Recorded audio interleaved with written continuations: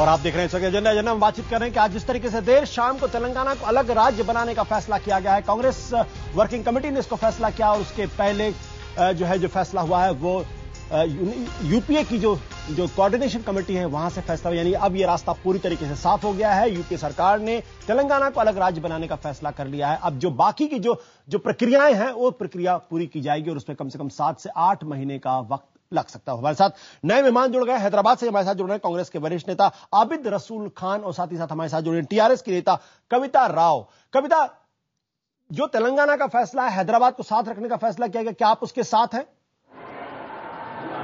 Ji, we welcome it, but इसके साथ ही हमें थोड़े 1-2 ऑब्जेक्शंस है। जैसे हैदराबाद के ऊपर कॉमन कैपिटल का जो डिक्लेरेशन किया है 10 साल तक रहेगा, वो कॉमन शब्द का मतलब क्या है उसका भी डेफिनेशन हमें चाहिए। उसके बाद ही हम पूरी तरीके से इस डिसीजन के साथ दे सकते हैं। बट फिलहाल वी आर वेरी हैप्पी, हम बहुत खुश है कि इतने सालों का हमारी मेहनत और हमारे लोगों का जो मेहनत था और जो इतने सारे बच्चों ने जान दे दिया तेलंगाना के खातिर, उन सब का मेहनत काम आया है। बट देन थोड़े डेफिनेशन थोड़े भी अभी डर है दिल में, क्योंकि एक बार हमारे साथ धोखा हुआ था, December 9 को अनाउंसमेंट हुआ था, उसके बाद धोखा किया था कांग्रेस ने, तो इसीलिए हम इस बार थोड़ा केयरफुल रहना चाहते हैं। We want to be cautious. हम बहुत खुश है, लेकिन हम फिर भी थोड़ा देख समझ के, सोच समझ के इसके ऊपर रिएक्ट करेंगे। क्या आपको लगता है कि ये कांग्रेस पार्टी ने क्यों ऐसा किया है? कांग्रेस पार्टी, मुझे लगता है कि इतने लोग इतने दिनों के बाद, इतने सालों के बाद हमारा जज्बा को समझ गया है थोड़ा बहुत। उसके ऊपर आज कांग्रेस पार्टी को रियलाइज हुआ है कि तेलंगाना में बगैर तेलंगाना अलग राज्य घोषित किए उनको पॉलिटिकली कोई माइलेज या बेनिफिट नहीं मिलेगा। तो उन्होंने अल्टीमेटली प्रेशर में आके, जो टीआरएस का इतना सालों का मेहनत है, मूवमेंट है, साथ में लोगों का जितना मूवमेंट है, ये सब देख के पॉलिटिकल प्रेशर के साथ भी उनको डिसाइड करना पड़ा। कविता, इस बात के अटकलें लग रही हैं कि आप लोग जो है वो कांग्रेस के साथ समझौता करेंगे, क्या ये सच है? वो तो सोचने की बात है, जब कांग्रेस पार्टी खुद आएगी पूछने के लिए वो तब सोचा जाएगा। लेकिन पहले हमारे लोगों के दिल में जो डाउट्स है उसको क्लियर करना भी कांग्रेस पार्टी का रिस्पॉन्सिबिलिटी है। मेनली कॉमन कैपिटल का मतलब क्या है? कॉमन कैपिटल का मतलब हैदराबाद का एडमिनिस्ट्रेशन कौन संभालेगा? ये सारे चीजों का जब तक क्लैरिटी नहीं मिलता है तब तक तेलंगाना के लोग पूरी तरह से सेलिब्रेट नहीं करेंगे। यही नहीं, जब तक लोकसभा में बिल नहीं पास होता तेलंगाना का, तब तक भी हम पूरी तरीके से कांग्रेस पे विश्वास नहीं करेंगे, क्योंकि एक बार हमें धोखा दिया गया है कविता, और वो हम रिपीट नहीं करना चाहते। कविता, फाइनल क्वेश्चन आपसे ये है कि क्या आप चुनाव के दौरान किसी तरीके से आपकी पार्टी कांग्रेस के साथ मर्ज करेगी या अलायंस करेगी या अलग जाएगी? नहीं आशुतोष जी, मैं तो यही बोल रही हूँ कि चुनाव जब आएगा तब फैसला करेंगे, तब बात करेंगे, सोच विचार करेंगे पार्टी में, उसके बाद एक डिसीजन लिया जाएगा। लेकिन फिलहाल तो जो तेलंगाना के लोगों के दिल में डाउट्स है उसका क्लैरिटी करना तो कांग्रेस पार्टी का रिस्पॉन्सिबिलिटी है। वो जब जल्द से जल्द मिलेगा तब हम उसके बाद बात करेंगे। Thank you so much. Thank you Kavita, हमारे साथ जुड़ने के लिए। हमारे साथ आबिद रसूल साहब, जो सवाल कविता ने खड़े किए कि भाई ये जो कॉमन कैपिटल है इसको आप जरा क्लैरिफाई करेंगे कांग्रेस की तरफ से कि कॉमन कैपिटल का मतलब क्या हुआ, क्योंकि इस बात को लेकर जो तेलंगाना राष्ट्र समिति है उनके दिमाग में कुछ कंफ्यूजन, इस बात को लेकर कुछ संदेह है। जी, कॉमन कैपिटल का मतलब यह है कि हैदराबाद ऑलरेडी आंध्र प्रदेश का कैपिटल था और ये इंफ्रास्ट्रक्चर जो यहाँ पे मौजूद है, अगर ये इंफ्रास्ट्रक्चर हमको रिपीट करना है आंध्रा में तो इसके लिए कुछ वक्त और प्लानिंग की जरूरत पड़ेगी।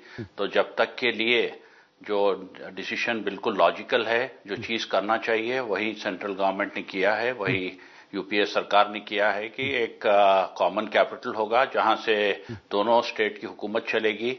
और क्योंकि जनरली ये है कि आंध्रा जब सेपरेट बनाया जा रहा है तो उसका कैपिटल भी तो सेपरेट बनेगा, मगर कोई कैपिटल एक रात में या एक महीने में या एक साल में नहीं बन सकता। तो इसको सोच में रखते हुए कांग्रेस पार्टी में काफी नाराजगी इस बात को लेके, कांग्रेस पार्टी में जो सीमांध्र के लोग हैं वो बहुत नाराज हैं सरकार आपकी पार्टी के इस फैसले से। जी, ये तो एक स्टेट का बंटवारा हुआ है।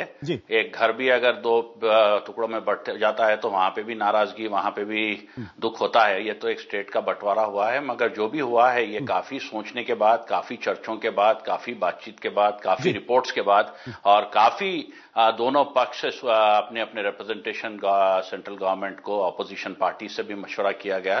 तो मैं समझता हूं जो हित में है आंध्रा के और तेलंगाना के होगा और इससे कोई फर्क नहीं पड़ेगा क्योंकि ये ज्योग्राफिकल बाउंड्री होगी, वहां के लोग तो साथ मिलके ही रहेंगे। बट आबिद साहब, आपके साथ चक्रवर्ती जी है जिनका साफ कहना है कि ये कांग्रेस ने बड़ा खतरनाक फैसला किया है, हिस्टोरिकल ब्लंडर किया है और एक पंडोरा बॉक्स खोला है जिसके नुकसान ही नुकसान है, फायदा कुछ नहीं है। देखिए, इसमें ऐसा है, वक्त ही बताएगा क्योंकि गुज़िश्ता हम 6-7 साल से इस बात पे चर्चा करते आ रहे हैं। इस बात पे हर पक्ष से हम सुझाव लिए हैं और हर कम्युनिटी से भी बात हुई है, पक्ष से छोड़कर कम्युनिटी पे पॉलिटिकल पार्टी से भी बात हुई है। श्री कृष्णा कमेटी की रिपोर्ट भी काफी हद तक काम करी है और हर आदमी, मैं समझता हूं कि एक इंडिविजुअल आदमी तक भी इसमें ओपिनियन देने की उसमें प्रोविजन था, जहां तक एक इंडिविजुअल छोटा से छोटा ऑर्गेनाइजेशन भी अपना ओपिनियन दिया है। ये सब ओपिनियन के बाद जब ये बंटवारा हुआ है, ये कोई पॉलिटिकल बंटवारा नहीं है, ये एक बंटवारा है जो दोनों राष्ट्र के हित में है क्योंकि दोनों राष्ट्र में इतने अब तक ये जो बंटवारे की मांग आ गई थी तो उसमें काफी आबिद साहब, क्या कांग्रेस पार्टी विदर्भ और गोरखालैंड की मांग भी मानेगी?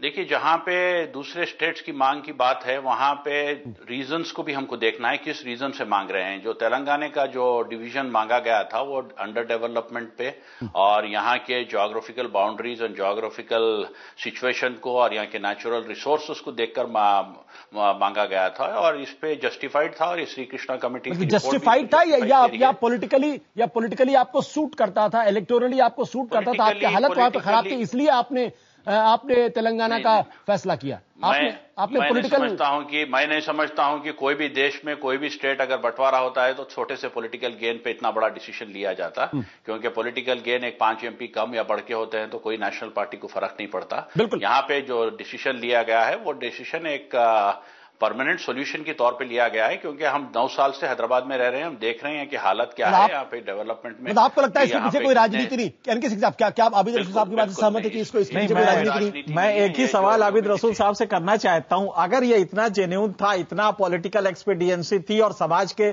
डिमांड को लेकर आप कर रहे थे तो 9 साल से कर देते या 60 साल से आप सरकार में रहे हैं केंद्र में और बीच में एक छोड़ दीजिए कुछ समय के लिए, तो आपने इसके पहले क्यों नहीं कर दिया था ये? क्योंकि तेलंगाना की डिमांड आज की नहीं है, 60 साल हो गए इसको और कल्चरली ये 450 साल से आंध्र प्रदेश से अलग है। ये तेलंगाना की डिमांड तो 69 की है, आज की भी नहीं है। तेलंगाना की डिमांड 69 की है, जितना एजिटेशन आज हुआ है उससे बड़ा एजिटेशन 69 में हुआ है। मगर यहाँ पे बात यह है कि बात हर पक्ष को सुनना था, हर पक्ष पे चर्चा करना था और इसके कोई स्टेट को डिवाइड करना, इसके लिए 9 साल क्यों लग जाते हैं? ऊपर काफी हद तक नहीं, 9 साल इसलिए लगते हैं क्योंकि आपको एक टोटल स्टेट को आप डिवाइड करने की बात कर रहे हैं। इसके अच्छे बुरा सब सोचना है, इसके ज्योग्राफिकल बाउंड्री सोचना है, वाटर के बारे में सोचना है, पावर के बारे में सोचना है, यहाँ के लोगों के इंटरेस्ट के बारे में सोचना है। सोच विचार कर आप लोगों ने फैसला किया, चुनाव के मद्देनजर ये फैसला किया गया। प्रबंधन, क्या आप आबिद रसूल साहब की इस बात से सहमत है? देखिए, मुझे लगता है आशुतोष कि अगर आप तेलंगाना का इतिहास देखें और खास करके एजिटेशन का, तो वो बहुत चिकट रहा है। आप सीधे शब्दों में नहीं कहा जा सकता कि सस्टेन्ड एजिटेशन तेलंगाना को लेकर रहा है। 69 में बहुत बड़ा आंदोलन हुआ था, उसके बाद से इंदिरा गांधी ने एक तरह से स्क्वेल कर दिया था पूरे एजिटेशन को और लंबे समय तक बड़ा एजिटेशन नहीं हुआ तेलंगाना को लेकर। हाँ, चुनाव जब भी आते थे तो ये मुद्दा जरूर बनता रहता था, तो एक साइकिल सी बन गई थी। और 2001 में बल्कि जब केसीआर नई पार्टी लेके आए और सिंगल पॉइंट एजेंडा पे उन्होंने पार्टी बनाया, तब टेम्पस एक बार फिर आई और ये 2009 में आने के बाद जब वाईएसआर की मृत्यु हुई, उसके बाद से एक बड़ा पॉलिटिकल वैक्यूम क्रिएट हुआ था जिसका फायदा केसीआर ने उठाया और टेम्पस फिर हाई हम कह सकते हैं रन हुए। तो एक पेंडुलम हम एक तरह से कहें कि उतार चढ़ाव होता रहा है इस पूरे दौरान में, और इसलिए कांग्रेस को फैसला लेने में कई बार उसको ये भी लगता रहा होगा और लगता रहा है कि शायद इस समय इतने टेम्पस हाई नहीं है कि हम इस फैसले को ले, थोड़ा और टाले तो शायद शांति और बढ़ जाएगी। लेकिन इस समय सिर्फ पॉलिटिकल सिचुएशन तो ऐसी है ही है, साथ ही साथ कांग्रेस को अभी लगने लगा था कि हाथ से मामला निकलता जा रहा है और अब फैसला लेना पड़ेगा। 2009 में जो अनाउंसमेंट उन्होंने किया था, भले ही वो पैनिक डिसीजन था, लेकिन 2009 का अनाउंसमेंट ओपनली किया गया था टीवी कैमरों के सामने। उससे पीछे हटना मुझे लगता है कांग्रेस के लिए मुश्किल खड़ा हो गया। बिल्कुल, हमारे साथ हमारे पॉलिटिकल एडिटर सुकेश रंजन जुड़ गए। सुकेश, जो विदर्भ को लेकर आज विलास तमवार ने चिट्ठी लिखी, क्या वहां पर भी एक गंभीर आंदोलन की शुरुआत आप देखते हैं या फिर वहां पर भी सिर्फ अपनी राजनीति चमकाने के विलास तमवार ने उस तरीके की चिट्ठी लिखी है? फिर से वही बात है कि अपनी पॉलिटिकल कॉन्स्टिट्यूंसी को आपको एड्रेस करना पड़ता है। जब आपकी पार्टी, आपकी सरकार और दोनों जगह आपकी सरकार है, वहां भी 10 साल से है, यहां भी 10 साल से है, विदर्भ की मांग भी बहुत पहले से उठती रही है, तो क्या अपनी पॉलिटिकल कॉन्स्टिट्यूंसी को आप एड्रेस नहीं करेंगे? ये मौका होता है जब अपनी पॉलिटिकल को, और मौका नहीं, ये इस वक्त की जरूरत हो जाती है कि कम से कम आप उन लोगों के साथ, उन लोगों की डिमांड के साथ खड़े दिखे। और इसलिए जो भी मांग उठ रही है, ये अपनी पॉलिटिकल कॉन्स्टिट्यूंसी को एड्रेस करने के लिए। वो कितनी सीरियस है, बहुत पहले वो बहुत सीरियस डिमांड हुआ करती थी, आजकल उसने उतना जोर नहीं पकड़ा हुआ है। उसी तरीके से गोरखालैंड की डिमांड दीजिए, आज से अगर कुछ महीने पहले, कुछ साल पहले अगर आप बात करते तो शायद ये बहुत टेम्पर बहुत हाई रन कर रहे होते, लेकिन आज शायद वैसी जरूरत नहीं है। और वो एक फैसला, एक बहुत कैलकुलेटेड फैसला लिया जाता है। मुझे लगता है कि छोटे राज्य बनाने में, अगर सिद्धांत तौर पे अगर देखे जाए, छोटे राज्य बनाने में एक डिबेटेबल फैसला होता है कि फायदा है कि नुकसान है। लेकिन हमें जो अभी तक देखने को मिला है, जो हमने अपने सामने देखा है, छोटे राज्य अच्छे गवर्न किए जा रहे हैं। इसलिए धीरे धीरे ये बात पॉलिटिकल फ्रेटर्निटी में ये बात आने लगी है कि शायद छोटे राज्य बनाने से उसके गवर्नेंस में फायदा होता है। बिल्कुल। एनके सिंह साहब, आपसे आखिरी सवाल, ये जो विदर्भ की डिमांड इसके बाद उठेगी या गोरखालैंड की डिमांड उठेगी, तो ऐसे में गोरखालैंड और विदर्भ की डिमांड कितनी जेन्युइन होगी? देखिए, कोई भी इस तरह की जो डिमांड होती है, इंडिया में आइडेंटिटी ग्रुप्स हैं, डिफरेंट उस पे बेसिस पे हैं, लिंग्विस्टिक बेस पे हैं, जियोग्राफिकल कॉन्टिग्यूटी की वजह से है। तो ये डिमांड की बात नहीं है, ये है कि एक सेटिस्फैक्शन मिलता है वहां के समाज को कि हम सेल्फ रेगुलेट हो रहे हैं, हम खुद अपने को रेगुलेट कर रहे हैं। ये अपने आप में एक बहुत बड़ा, इसका इकोनॉमिक छोड़ दीजिए कि क्या विदर्भ की डिमांड जेन्युइन आपको लगती है? बिल्कुल जेन्युइन है, क्योंकि आप देखिए लगातार महाराष्ट्र का पर कैपिटा इनकम हाई है। महाराष्ट्र में बॉम्बे ऐसा एक, मुंबई ऐसा एक शहर है जिसका की कंट्रीब्यूशन बहुत ज्यादा है आपके टोटल रेवेन्यू में। लेकिन इन सब के बावजूद क्या वजह है कि हम विदर्भ को वो नहीं दे पा रहे हैं, और वहां पे लगातार किसानों का आत्महत्या हो रहा है। इस किसानों की आत्महत्या का सीधा मतलब है कि कहीं ना कहीं महाराष्ट्र एक बड़ा राज्य है और वो एडमिनिस्ट्रेशन नहीं कर पा रहा है विदर्भ में। अब विदर्भ को अगर आप राष्ट्र दे देते हैं तो कम से कम उसका खामियाजा, उसके नेगेटिव्स, पॉजिटिव्स वो खुद झेलेगा। तो लिहाजा हमेशा ये बेटर होता है कि अगर पॉवर्टी स्ट्रिकन एरिया है तो उसको सेल्फ एडमिनिस्ट्रेशन करने दें और उसको ये देखें कि ये खुद अपने आप में कैसा डेवलप हो रहा है। मेरे ख्याल से विदर्भ के लिए बेस्ट तरीका ये रहेगा। बट आपने जो छोटे राज्यों का उदाहरण हमने देखा हुआ, झारखंड का भी उदाहरण है, जहां पे अगर आप देखें तो वहां पे जो हालत है, गवर्नेंस पूरी तरीके से गायब है, सरकारें अस्थिर हैं। तो छोटे राज्यों के साथ एक बड़ा संकट ये भी होता है। आप दोनों को जरा इक्वेट कर लीजिए। कम से कम शिबू सोरेन, ठीक है करप्शन की बात हो सकती है, लेकिन शिबू सोरेन वहां पे हैं, मान लीजिए, या उनके बेटे हेमंत सोरेन कर रहे हैं, या तमाम जो ट्राइबल्स आज आके रूल कर रहे हैं। वहीं दूसरा तरफ देखिए छत्तीसगढ़ में तो रमन सिंह रूल कर रहे हैं, वहां पे ट्राइबल्स नहीं आ पाए, जबकि 32% ट्राइबल हैं। तो हकीकत यही, कई बार जब ऑटोनॉमी आप देते हैं, सेल्फ गवर्नेंस की प्रोसेस में आते हैं, तो भी कब्जा रहता है दूसरे लोगों का, नॉन ऑरिजिन्स का। तो ये सबसे बड़ा खतरा है। और जहां तक झारखंड की बात है, अगर आप देखें तो कई फैक्टर्स में डेवलपमेंट बहुत अच्छा है, कई पैरामीटर्स ऐसे हैं। बट करप्शन की हालत देखिए, गवर्नेंस हालत देखिए। करप्शन एक फेज होता है जिसमें कि कलेक्टिव कॉन्शियसनेस उस तरह का नहीं होता, जो कि ड्यू कोर्स में आता है। और अगर बिहार में रहता तो करप्शन कम होता, मुझे नहीं लगता कि ऐसी स्थिति बनती है। बिल्कुल। चक्रवर्ती, क्या आप इस बात से सहमत है कि तेलंगाना जो है वो छत्तीसगढ़ के रास्ते पर जाएगा या फिर वो झारखंड के रास्ते पर जाएगा? See, the fact, Ashutosh ji, is this movement, the roots for the current movement for Telangana is in the Maoist hands. It started in 1996. Northern Telangana zone of Maoists have passed resolutions, copies of which are available, where they have said if we create the Telangana state, it will strengthen the Maoist movement. And it fits into their grand plan of Chhattisgarh and the corridor that goes all the way to West Bengal, where the Maoists will have the greatest influence. That has always been there. And that was the primary driver. In fact, KPS Gill and his organization has been advocating for the longest time not to divide the state because of the threat of the Maoists. The police department in AP has great suspicions about this movement. It was not started by KCR.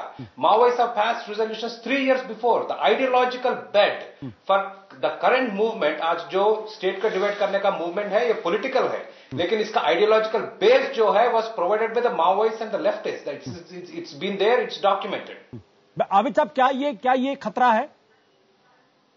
जी, आंध्र प्रदेश में तो अब इस वक्त पे ऐसा कोई movement है ही नहीं। यहाँ पे तो 2004 के बाद ये मूवमेंट पूरा खत्म हो चुका है। ये मूवमेंट आंध्र प्रदेश पे सिर्फ छत्तीसगढ़ के बॉर्डर पे एक जगह पे दिखता है, मगर कहीं और ऐसा मूवमेंट है नहीं। मैं नहीं समझता हूं कि इस तरीके के रीजनिंग यहाँ पे आज लेकर आना है, क्योंकि एक नया स्टेट बनने आ रहा है। हम सबको अच्छा सोचना है और यहाँ के लोगों को एक दूसरे से अब साथ मिलकर रहने के बारे में और एक दूसरे के अच्छे बुरे वक्त में काम आने के बारे में सोचना है। ये तो मौका टल चुका है, ये सब बातें हो चुकी हैं, ये सब होकर आज ये स्टेट डिवाइड हो रहा है। मैं समझता हूं कि एक अच्छी शुरुआत एक पॉजिटिव माइंड से होना चाहिए। Ashutosh ji, I would like to make a quick point. जी, जस्ट 30 सेकंड। खान साहब ने जब बंटवारा हुआ है बोलता है, no it hasn't happened, there is a long road ahead, this constitutional amendment is needed to create the state of Telangana. Constitutional amendment, 2/3 of the parliament has to approve it. It's not a small thing, it's a 4 or 5 month process. It can be stalled anywhere and we will fight to stop it. बिल्कुल, तेलंगाना का भी पूरी तरीके से निर्माण भी नहीं हो पाया, सिर्फ इस बारे में सरकार की तरफ से एक फैसला हुआ है और उस फैसले को